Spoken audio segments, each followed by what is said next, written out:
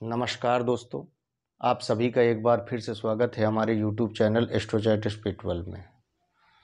दोस्तों, आज कुंडली निर्माण के क्रम में चतुर्थ पार्ट में हम सीखेंगे भयात और भवोग निकालना। क्या होता है भवोग और भयात? जैसा कि आप सभी जानते हैं, वैदिक ज्योतिष सूर्य और चंद्रमा के आधार पर चलती है। हमारे 27 नक्षत्र होते हैं। इन 27 नक्षत्र में चंद्रमा का वास रहता है। प्रत्येक दिन के अनुसार नक्षत्र में, किसी नक्षत्र में चंद्रमा का कितना भोगमान हुआ है या कितना होना बाकी है, ये हम भयात भवोग के माध्यम से जानते हैं। भयात भवोग के माध्यम से ही हम जन्म कुंडली के अंदर दशाओं की गणना करते हैं। इसलिए भयात और भवोग शुद्ध बनाना चाहिए। आपका भयात भवोग शुद्ध होगा तो जन्म कुंडली में जो भी दशाएं हैं वो सही निकलेंगी और उनके आधार पे ही जातक को फल की प्राप्ति है। आज का वीडियो जैसा कि आप यहाँ पे देख पा रहे हैं, भयात और भवोग निकालना आज सीखेंगे। इसका नियम है 60 घटी में गत नक्षत्र के मान को घटाकर प्राप्त वियोग फल में इष्ट काल के घटी फल जोड़ने पर भयात प्राप्त होता है। वियोग फल के घटी फल में वर्तमान नक्षत्र के घटी फल जोड़ने पर भवोग प्राप्त होता है। नोट: भवोग 68 घटी तक जाता है। उदाहरण, यहाँ पर गत नक्षत्र हमारा पुख्य है, 9 घटी 17 पल।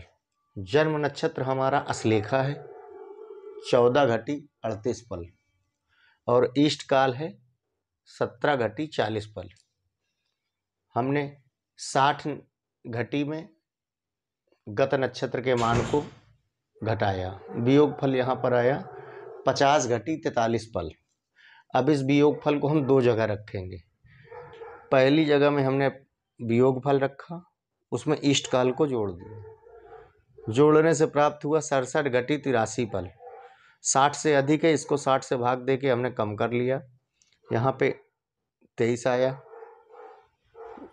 जो भागफल आया उसको हमने इस 67 के नीचे 1 मान के रख दिया। इसको जोड़ा, यहाँ पे 68 घटी 23 पल हुआ।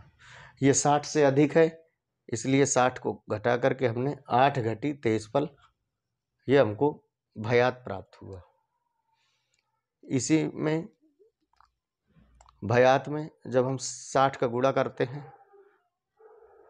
तो यहाँ, और 60 का गुणा करके पलों को जोड़ देते हैं तो यहाँ हमको पलात्मक भयात प्राप्त होता है। पलात्मक भयात में 60 का गुणा करने से विपलात्मक भयात प्राप्त होता है। अब वियोग फल जो 50 घटी 43 पल है, इस पे हमने जन्म नक्षत्र 14 घटी 38 पल जोड़ दिया, जिससे 64 घटी 81 पल प्राप्त हुआ। यहाँ भी 60 से अधिक है, इसको हमने 60 से भाग दे के घटा लिया तो यहाँ पल हमारे 21 बचे और एक बार गया। इसको हमने यहाँ जोड़ दिया, 65 घटी 21 पल हमारा भवोग हो गया। अब इसको हम पलात्मक बनाते हैं तो 65 में हमने 60 का गुणा किया और जो 21 पल है वो यहाँ पे जोड़ दिया तो 39 21 पलात्मक भवोग प्राप्त हुआ। इस पलात्मक भवोग में 60 का गुणा किया तो यहाँ 23 52 60, ये विपलात्मक भवोग प्राप्त हुआ। विपलात्मक भवोग हमारा 23 52 60 है और 30 180 विपलात्मक भयात है। इस प्रकार भवोग और भयात निकालते हैं।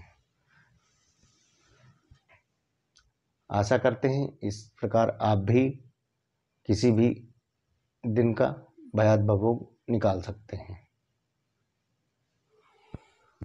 आप यदि